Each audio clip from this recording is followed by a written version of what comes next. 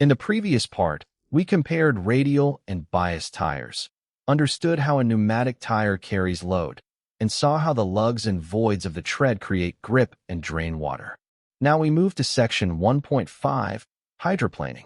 In this section, you will see how a tire schemes on a water film and the vehicle loses control, distinguish the three types of hydroplaning, and use the formula that estimates the hydroplaning speed from the tire pressure.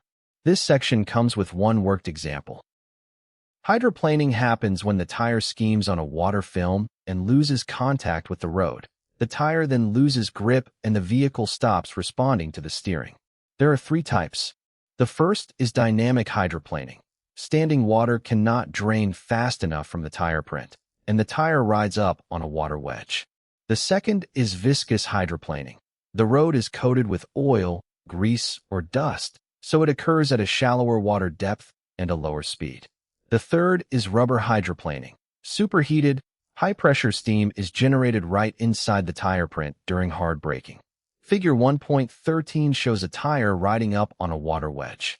To fight this, the tread has deep grooves running from the middle of the leading edge of the tire print out to the two trailing corners, plus a wide central channel, so water drains out quickly. Example 1.33 asks us to estimate the hydroplaning speed in two cases. A B757 aircraft with tires at 144 psi and a passenger car with tires at 28 psi. The solution uses the aviation empirical formula, equation 1.6. The hydroplaning speed equals 9 times the square root of the pressure, with the pressure in psi and the speed in knots.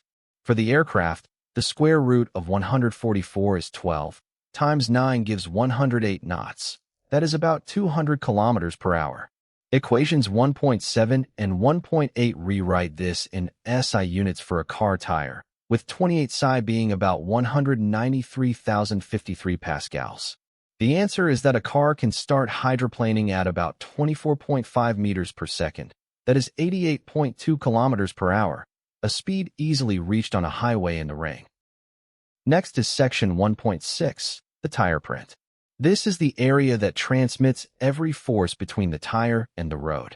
In this section, you will examine the relation between the tire print area and the inflation pressure, together with the practical use of lowering the pressure when driving off-road. This section comes with one worked example. The tire print is the contact area between the tire and the road, with area denoted as sub P. It is also called the contact patch. Every normal force and every friction force passes through this area, and in calculations we take the resultant about the center of the tire print. The key point to remember is that the area A sub P is inversely proportional to the tire pressure. That is why, when driving off-road, we deliberately lower the pressure to increase the contact area and improve grip on sand, mud, or snow. In exchange, low pressure increases fuel consumption, wear, and tire temperature. Figure 1.14 gives a simplified model of the tire print with dimensions A and B. Example 1.34 adds a practical observation. Front tires, especially on front-wheel drive cars, were faster than rear tires, so periodic rotation is needed for even wear. In the next part, we turn to wheels and rims.